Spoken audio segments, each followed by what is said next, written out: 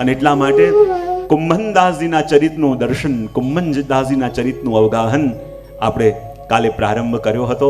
અનેક ચરિત જોયા, અનેક લીલાઓના દર્શન પણ કર્યા.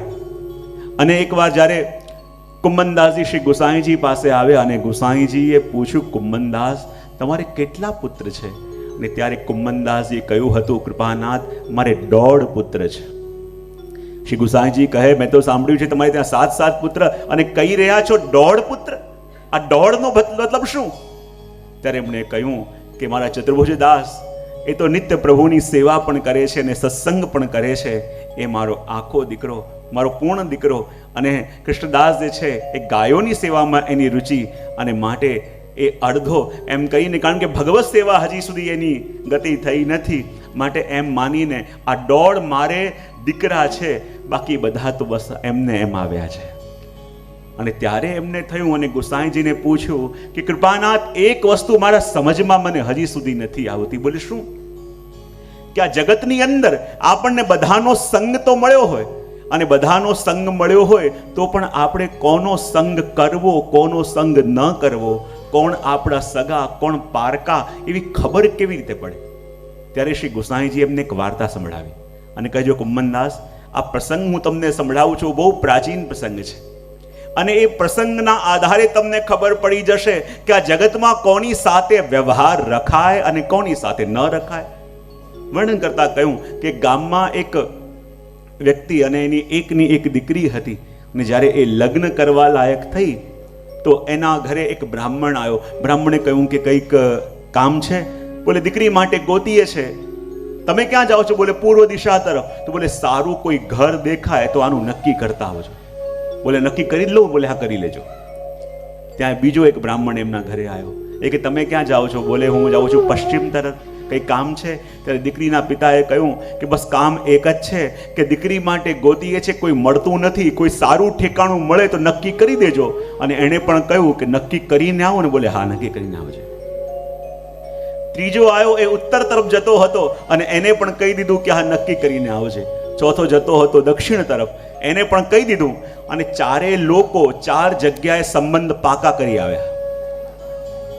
અને પાછા આવીને આ વ્યક્તિને કહે કે જો આ દિવસે તમારે ત્યાં જાન આવવાની છે. બીજાએ પણ કહ્યું, અને યોગાનિયોગ મુહૂર્ત એ જ નીકળ્યું હતું કે આ દિવસે તો મારા જે યજમાન છે એની જાન આવવાની છે. ત્રીજો કે ના મારા યજમાનની જાન આવવાની છે. ચોથો કે મારા. આ કહે કે મારી દીકરી એક છે, તમે 4 ઠેકાણે નક્કી કરીને આવ્યા છો, તો લગ્ન એની સાથે કરાવું કેવી રીતે? એ કે એ તું જાણે. અમે તમને પૂછ્યું હતું કે પાકું કરીને આવીએ, તે હા પાડી હતી, અને અમે જબાન આપીને આવ્યા છીએ, અને જો તે લગ્ન ન કર્યા તો અમે અહીંયા જ પોતાને સમાપ્ત કરી દેશું અને બ્રહ્મ હત્યા તારા ઉપર લાગશે. પેલો એવા સંકટમાં પડી ગયો કે દીકરી એક છે અને એક જ સમયમાં 4 જાનો આવવાની છે, તો એની સાથે જો લગ્ન નહીં કર્યા, અને આ બ્રાહ્મણ તો કહે છે કે અહીંયા આત્મદાહ કરીશ અને મારા માથે બ્રહ્મ હત્યા લાગશે તો કરું શું? હવે એવી હાલત એની, કાલે 4 જાન આવવાની છે, અને આજે આ પિતાની દશા કેવી? દીકરી તો એક છે, પરણવા 4 આવે છે. હવે કરવું શું? તો એ ચાલતો રાતે જતો હતો તો રસ્તામાં એને એક સંત મળ્યા. જ્યારે એને ચિંતિત જોયો, એ કહે ચિંતામાં કેમ છે? બોલે શું કરું, એવી દુવિધામાં ફસાયો છો કે એનો કોઈ ઉપાય મળતો નથી. બોલે કઈ દુવિધામાં? બોલે આ 4 બ્રાહ્મણને મેં મારી દીકરી માટે ગોતવાનું કહ્યું હતું, અને 4 ક્યાંક નક્કી કરી આવ્યા છે, અને 4 જગ્યાએથી જાન એક જ ટાઈમે આવવાની છે, પણ મારી દીકરી તો એક છે. હવે લગ્ન કરું કેવી રીતે? અને મને તો એમ જ લાગે છે કે હું જ મરી જાઉં તો મારે કોઈને કાલે ઉત્તર ના આપવો પડે. ત્યારે સંતે કહ્યું ચિંતા ન કર, તને એક જ ચિંતા છે ને? બોલે હા, હું તને એક ઉપાય બતાવું એટલું કર. બોલે શું? ચાલતો જા અને રસ્તામાં તને જે 4 લોકો મળે ને એને પકડીને અને એક ઓરડામાં પૂરી દે, જોડે તારી દીકરીને પણ પૂરી દેજે, અને જ્યારે કાલે જાન આવે ત્યારે દરવાજો ખોલજે. કે અચ્છા. બોલે હા. ચાલતો જતો હતો, રસ્તામાં એક બિલાડી મળી. એ બિલાડીને લઈ ગયો અને રૂમમાં પૂરી દીધી. બાજુ આગળ ચાલતો ગયો, એક કૂતરું મળ્યું, એને પકડીને લઈ ગયો અને ઓરડામાં મૂકી દીધું. ચાલતા આગળ ગયા, ત્રીજો પેલો ગર્ધબ મળ્યો, એને પણ પકડીને લઈ ગયા અને ઓરડામાં પૂર્યો અને કહ્યું કે તારી દીકરીને પણ જોડે પૂરી દે. હવે દીકરીને પણ જોડે બંધ કરી અને કહે કે જ્યારે જાન આવે ત્યારે બારણું ખોલજે. ને જ્યારે ચારે ચાર જાન એક સાથે આવી અને આના પિતાના મનમાં એવી ચિંતા, શું થશે, અને જ્યાં દરવાજો ખોલ્યો તો હુબહુ જેવી એની દીકરી એવા ચાર સ્વરૂપ થઈ ગયા હતા. અને હુબહુ દીકરી, પેલો બ્રાહ્મણ વ્યક્તિ વિચાર કરે, આમાંથી મારી દીકરી કઈ? આ તો ચારે ચાર બિલકુલ એક સરખા લાગે છે. હવે ચારેના લગ્ન તો થઈ ગયા, ચારે દીકરીઓને વળાવી દીધી. અને હવે ચિંતા થઈ કે આમાંથી મારા સાચા જમાઈ કયા અને મારી સાચી દીકરી કઈ? આ ચારે ચારના લગ્ન તો કરી દીધા, પણ મારે સંબંધ રાખવો કોની સાથે? ને ત્યારે પાછા ગોતતા ગયા ત્યારે એ બ્રાહ્મણ, એ સંત રાતે એને મળ્યા. એ કહે કે આપે જેમ કીધું એમ ચારે જીવોને અંદર મૂક્યા અને ચારેના લગ્ન પણ થઈ ગયા, પણ એને એ તો બતાવો આમાંથી મારી દીકરી કઈ? હું સંબંધ રાખું તો કોની સાથે? કારણ કે બધા મને પોતાના લાગે છે, બધા મને એક સરખા લાગે છે, તો એમની સાથે મારે વ્યવહાર કોની જોડે રાખવો? ત્યારે સંતે કહ્યું એક ઉપાય છે. બોલે શું? એવું કર, થોડા દિવસ તું તારી એક દીકરીને ત્યાં રહીને આવ અને જમાઈને એકલામાં બોલાવીને પૂછજે કે એનો વ્યવહાર તો ઠીકઠાક છે. બોલે ઠીક છે. અને સૌથી પહેલા જ્યારે એ પહેલી દીકરીને ત્યાં રહેવા માટે ગયો અને ત્યાં જોડે રહ્યો, ખૂબ દીકરીએ પણ એની સેવા કરી, ટહેલ કરી. એને લાગ્યું કે આ મારી દીકરી છે કે બીજું કોઈ છે. જમાઈને જઈને પૂછ્યું કે આ કેમ લાગે છે? બોલે એમ તો બહુ સારી છે, સંસ્કારી છે, પણ શું કરે, એની એક આદત છે, આજુબાજુના ઘરમાં જઈને દૂધ ચોરીને પીને આવે છે. એને ખબર પડી ગયું કોણ છે. બીજાના ઘરે જ્યારે રહેવા માટે ગયો, થોડા દિવસ રહ્યો, બધો વ્યવહાર જાણ્યો. જતા જમાઈને પૂછ્યું કે એમ તો બધું ઠીક છે ને? બોલે એમ તો બધું ઠીક છે, પણ જ્યારે ગુસ્સે થાય ત્યારે બટકા ભરવા માટે આવે છે. એ સમજી ગયો કે આ કોણ છે.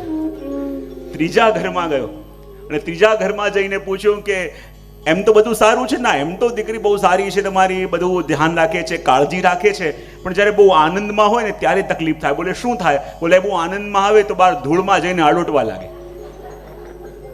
સમજી ગયો કોણ છે.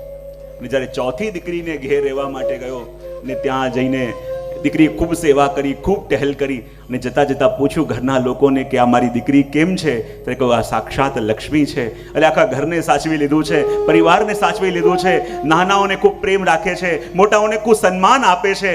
ને ત્યારે એને ખબર પડી ગઈ કે મારી સાચી દીકરી આ છે અને મારે વ્યવહાર રાખવો તો કોની સાથે રાખવો? તો ગુસાઈજી કહે છે, જો જોવામાં આપણને બધા એક સરખા લાગે, જોવામાં બધા આપણને આપણા લાગે, પણ કોના વ્યવહાર અને કોનું વર્તન આપણા ઠાકોરજી પરખ છે એ આપણા સાચા સંબંધી એમ માનવાનું.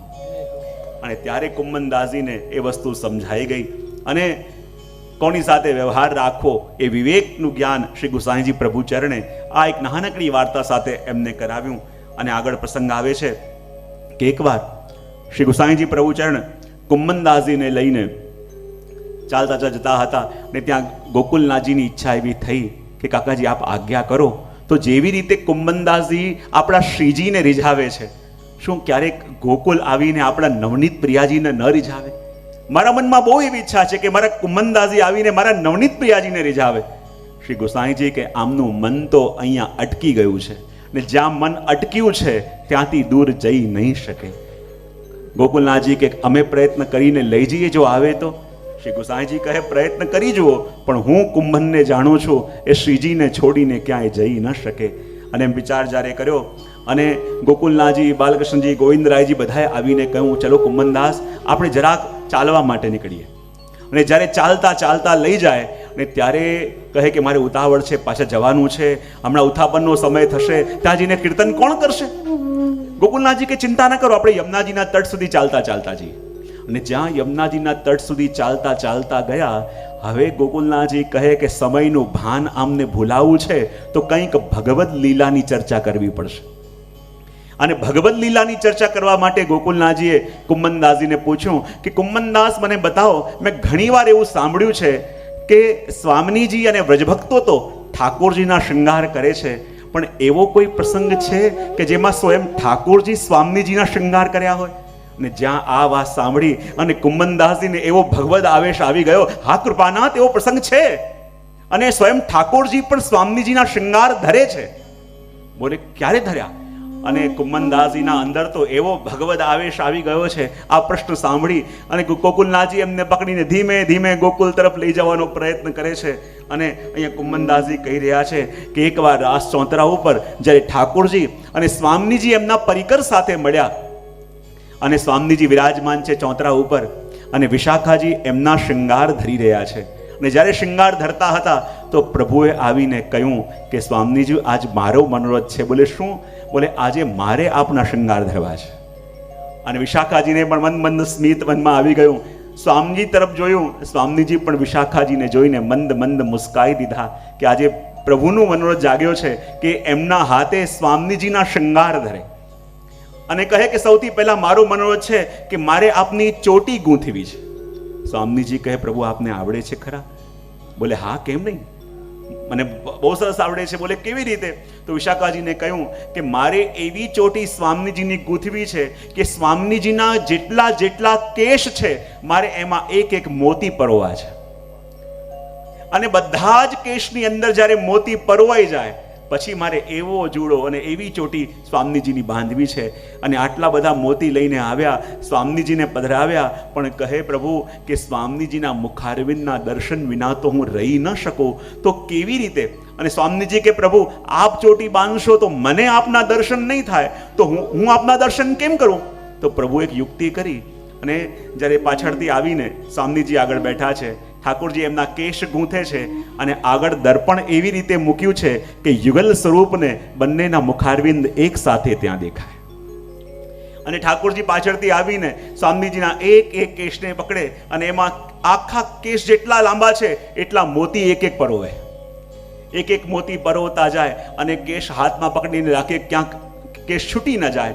અને એમ કરતા કરતા એક એક કેશ કરતા કરતા ગોકુલનાથજી કહે તો એમાં કેટલી વાર લાગે? બોલે ઠાકોરજીને ક્યાં ઉતાવળ હતી, અને ઠાકોરજી તો એક એક મોતી એ કેશની અંદર પોતા જાય, અને જ્યારે બધા કેશોની અંદર જ્યારે મોતી ઠાકોરજીએ પરોવી દીધા ત્યારે સ્વામીજીને પ્રભુએ કહ્યું કે જો આ મોતી મેં પરોવી દીધા. સ્વામીજી કે અચ્છા. અને એમ કરીને જ્યાં ફરીને પ્રભુની ઓર જોયું, અને જ્યાં સ્વામીજીનું સૌંદર્ય જોયું, અને પ્રભુના હાથમાંથી કેશ છટકી ગયા, અને જ્યાં કેશ છટક્યા તો જેટલા પણ મોતી પરોવાયા હતા એ બધા મોતી વેરાઈ ગયા. ત્યારે સ્વામીજી કહે કે પ્રભુ જો આપની બધી મહેનત બેકાર ગઈ, આટલા સમય બેસીને આપે આટલા મોતી પરોવાયા અને બધા મોતી વેરાઈ ગયા, ત્યારે ઠાકોરજી કહે કે મને ક્યાં ઉતાવળ છે, ફરી પીશ પરોવીશ. એ બહાને આપનું સાનિધ્ય તો મને મળશે, એ બહાને આપની સન્નિધિ તો મને મળશે.